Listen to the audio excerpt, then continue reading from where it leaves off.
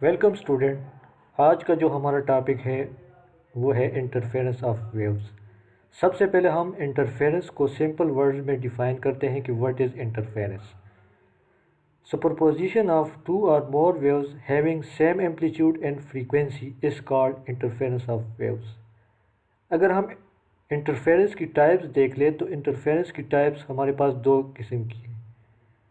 एक है constructive interference और एक है डिस्ट्रक्टिव इंटरफेरेंस। हम बारी बारी हर एक को देखते हैं। सबसे पहले कंस्ट्रक्टिव इंटरफेरेंस। जब हमारे पास दो या दो से ज़्यादा वेव्स इस तरह कंबाइन या सुपर इम्पोज होगी कि वो फेज़ में हों।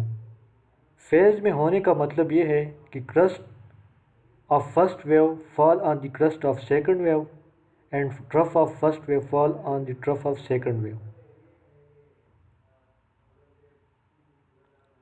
कंस्ट्रक्टिव इंटरफेरेंस में जो रिजल्टेंट एम्पलीट्यूड होगा वो मैक्सिमम होगा। जब एम्पलीट्यूड मैक्सिमम होगा तो इंटेंसिटी भी मैक्सिमम होगी, क्योंकि इंटेंसिटी स्क्वायरली रिलेटेड है एम्पलीट्यूड के साथ। अगर यहाँ पे हमारे पास दो वेव्स हैं, ठीक है, एक वेव ये और एक वेव ये, जब ये कंबाइन होगी तो अगर यहाँ पे देख लें तो एक का जो ट्रफ है वो दूसरे पे आ जाएगी और एक का क्रस्ट दूसरे पे आ जाएगी। तो इसका मतलब ये हुआ कि दोनों इन फेज़ हैं। तो जब दोनों इन फेज़ होंगे तो हमारे पास कंस्ट्रक्टिव इंटरफेरेंस होगी और रिजल्टेंट जो वेव आएगी उसकी एम्पलीट्यूड और इंटेंसिटी ज़्यादा होगी। अब हम आते हैं डिस्ट्रक्टिव इंटरफेरेंस की तरफ। अगर दो या दो से ज़्यादा वेव्स इस तरह सुपर इम्पोज या कंबाइन हो जाए कि वो आउट ऑफ फेज़ हो, तो आउट ऑफ फेज़ होने का क्या मतलब है कि एक का क्रस्ट दूसरे के ट्रफ पे आ जाए और दूसरे का ट्रफ पहले का ट्रफ दूसरे के क्रस्ट पे आ जाए। तो इस किस्म के इंटरफेरेंस को हम डिस्ट्रक्टिव इंटरफेरेंस कहेंगे। डिस्ट्रक्टिव इंटरफेरेंस में रिजल्टेंट वेव की एम्पलीट्यूड जो होगी वो मिनिमम होगी और इसकी इंटेंसिटी भी मिनिमम हो जाएगी। अगर हमारे पास ये दो वेव्स हैं जिनकी एम्पलीट्यूड सेम है तो यहाँ पे जब ये कंबाइन होगी तो यहाँ से ये क्लियर है कि यहाँ पे इसकी जो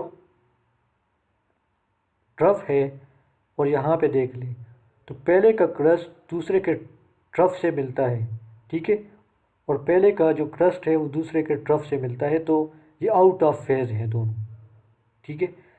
अगर दूसरे अल्फाज में ये वेव जब स्टार्ट होती है तो पहले पॉजिटिव मैक्सिमम की तरफ जाती है, पॉजिटिव वाई एम की तरफ जाती है, लेकिन ये वेव पहले नेगेटिव वाई एम की तरफ जाती है, तो ये दोनों आउट ऑफ फेज़ हैं। तो जब ये कंबाइन होंगे तो हमारे पास डिस्ट्रक्टिव इंटरफेरेंस होगा, मींस कि ये एक दोनों के इफ़ेक्ट को कैंसिल कर देंगे, ठीक है। तो इस केस में हमारे पास इसकी जो एम्पलीट्यूड होगी वो मिनिमम होगी।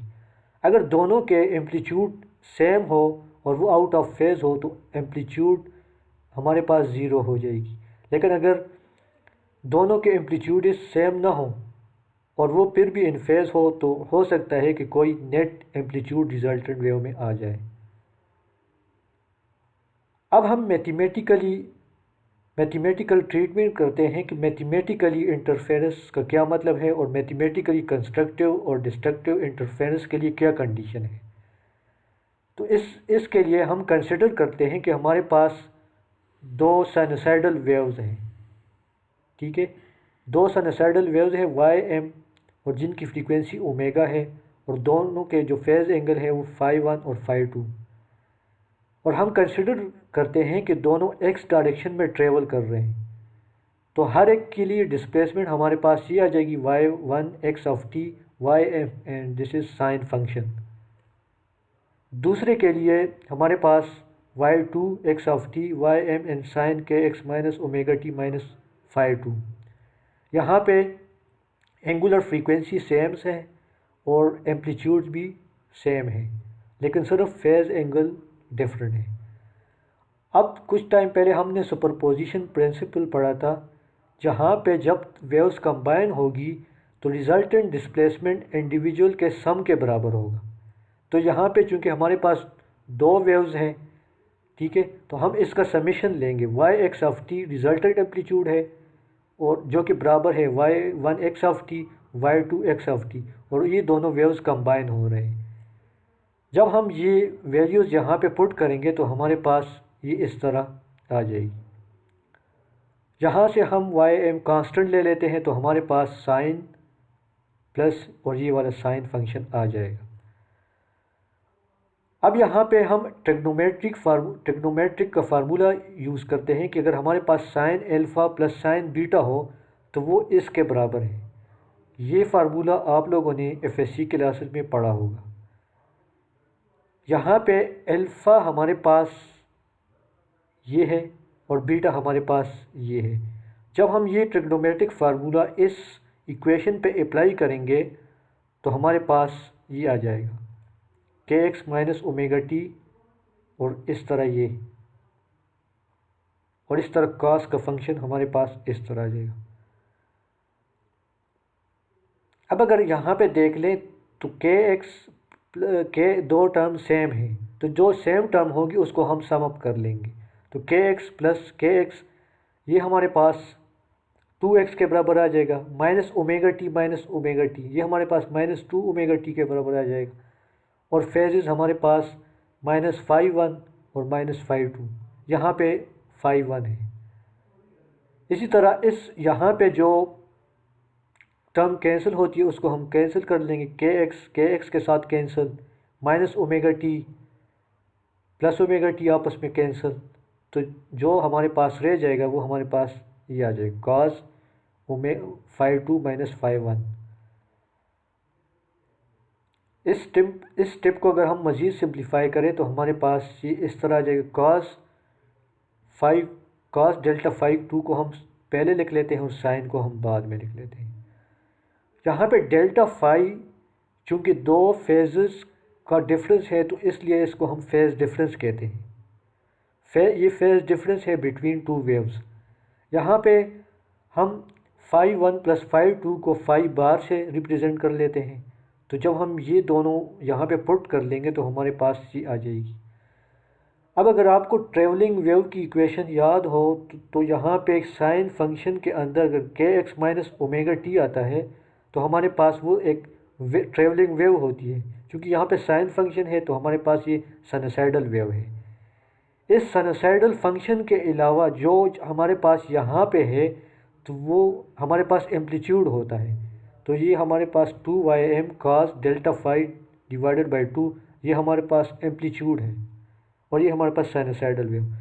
तो इस इक्वेशन से ये ज़ाहिर होता है कि जो रिजल्टेंट वेव होगी, जो रिज़ल्ट आएगा हमारे पास वो भी एक वेव है लेकिन विद डिफरेंट एम्पलीट्यूड। यहाँ पे ए को हम एम्पलीट्यूड कह लेते हैं और इसको हम इस तरह से रिप्रेजेंट करते हैं, और इसको हम इक्वेशन 2 का नाम दे देते हैं। हमें पता है कि काज अब दो पॉसिबिलिटीज़ हैं, या तो ये कि कंस्ट्रक्टिव इंटरफेरेंस हो या तो ये कि डिस्ट्रक्टिव इंटरफेरेंस हो। तो अगर हम कंस्ट्रक्टिव इंटरफेरेंस कंसिडर कर लें तो कंस्ट्रक्टिव इंटरफेरेंस में एम्पलीट्यूड मैक्सिमम हो जाएगी। मींस कि यहाँ पे मैक्सिमम वैल्यू जो पॉसिबल है वो 2m पॉसिबल है। तो यहाँ पे इस कास फंक्शन को प्लस या -1 के बराबर आना चाहिए, तभी एम्पलीट्यूड हमारे पास मैक्सिमम होगी।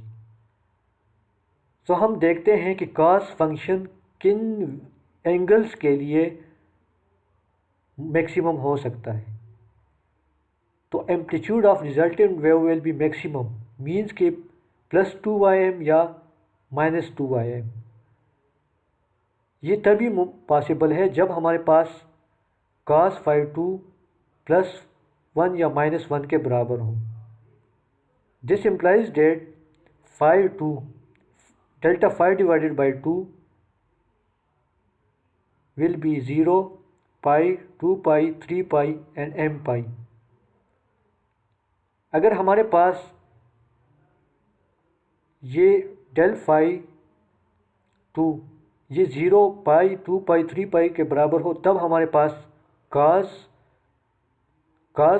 फंक्शन हमारे पास प्लस या माइनस होगा।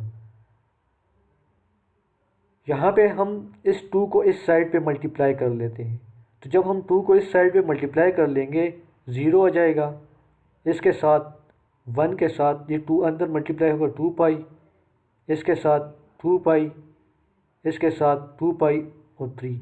यहाँ पे जो 0 1 2 3 है इसको हम m कह देते हैं। तो del phi is equal to m 2 pi, अगर हम इसको जनरल लिख लें तो ये हमारे पास ये आ जाएगा, del phi is equal to m 2 pi. m यहाँ पे इंटीजर है जिसकी पॉसिबल वैल्यू 0 1 2 3 है। ये हमारे पास कंडीशन है कंस्ट्रक्टिव इंटरफेरेंस के लिए।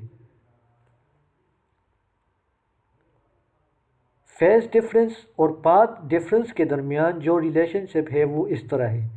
अगर पाथ डिफरेंस को हम PD से डिनोट कर लें तो इन दोनों के दरमियान जो रिलेशनशिप है वो ये है। तो यहाँ से हम पाथ डिफरेंस की वैल्यू कैलकुलेट कर लेते हैं।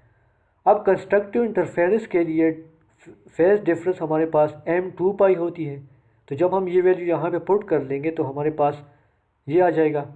2 पाई को हम 2 पाई से कैंसिल कर लेंगे तो हमारे पास पाथ डिफरेंस ये आ जाएगा m लेमडा। m की वैल्यू 0 1 2 3। तो कंस्ट्रक्टिव इंटरफेरेंस के लिए जो पाथ डिफरेंस होगा वो 0 lambda 2 lambda 3 lambda and generally m lambda के बराबर होगा। तो ये दोनों कंडीशन कंस्ट्रक्टिव इंटरफेरेंस के लिए है। Delta phi is equal to m 2 lambda and path difference m lambda. ये कंस्ट्रक्टिव इंटरफेरेंस के लिए दो कंडीशन है।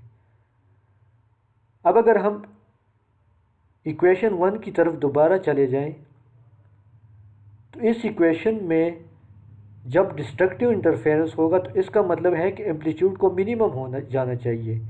वो तभी पॉसिबल है कि जब हमारे पास कास फंक्शन कोई ज़ीरो वैल्यू दे। तो जब ये कास फंक्शन ज़ीरो वैल्यू देगा तो हमारे पास ये साइड ज़ीरो हो जाएगी, एम्पलीट्यूड ज़ीरो हो जाएगा। तो कास ज़ीरो किस किस एंगल के लिए कास एंगल ज़ीरो हो सकता है, वो हमारे पास del phi divided by 2 is equal to pi by 2 3 pi by 2 5 pi by 2।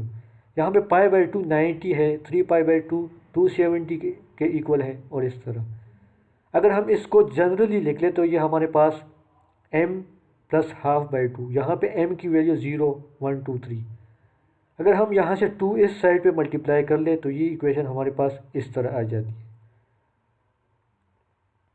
तो del phi is equal to m plus half into 2 pi, ये हमारे पास कंडीशन है डिस्ट्रक्टिव इंटरफेरेंस के लिए। अगर हम यहाँ से पार्ट डिफरेंस कैलकुलेट कर लें तो हमारे पास पार्ट डिफरेंस इसके बराबर है।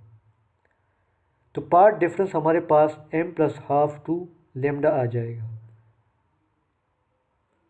तो path difference lambda by 2 3 lambda by 2 5 lambda by 2 and generally m plus half lambda by 2। अगर हम आज के लेक्चर को कंक्लूड करें तो हमने दो टाइप की इंटरफेरेंस पढ़ी, एक कंस्ट्रक्टिव इंटरफेरेंस और एक डिस्ट्रक्टिव इंटरफेरेंस। कंस्ट्रक्टिव इंटरफेरेंस के लिए जो दो कंडीशन है वो ये है कि फेज डिफरेंस हमारे पास इंटीग्रल मल्टीपल ऑफ 2 पाई हो, मींस कि m यहाँ पे इंटीजर है। ठीक है, जब m को हम वैल्यू देंगे तो ये हमारे पास 0 हो सकता है, 1 2 पाई हो सकता है, 2 पाई हो सकता है, 4 पाई हो सकता है और सो ऑन। अगर पार्ट डिफरेंस की बात करें तो पार्ट डिफरेंस कंस्ट्रक्टिव इंटरफेरेंस के लिए m लेमडा के बराबर होगा। इसी तरह हमने डिस्ट्रक्टिव इंटरफेरेंस पढ़ी, तो डिस्ट्रक्टिव इंटरफेरेंस में हमारे पास phase difference m plus half 2 pi के बराबर होगा और पार्ट डिफरेंस हमारे पास m प्लस हाफ लेमडा के बराबर होगा। यहाँ पर ये याद रखिएगा कि इन फार्मूलाज में जो m है उसकी वैल्यू 0 1 2 3 है। इंटरफेरेंस, आज के लेक्चर में हमने इंटरफेरेंस पढ़ा, लेकिन इंटरफेरेंस के लिए ज़रूरी है कि दो वेव्स इस तरह सुपर इम्पोज करें कि जिनकी एम्पलीट्यूड और एंगुलर फ्रीक्वेंसीज आपस में इक्वल हों। अगर वेव्स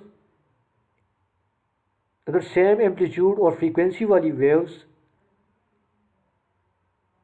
एक ही डायरेक्शन में ट्रेवल करेगी तो वहाँ पे इंटरफेरेंस होगा। तो आज के लेक्चर में हमने इंटरफेरेंस पढ़ा और नेक्स्ट लेक्चर में हम मिलेंगे। Thank you.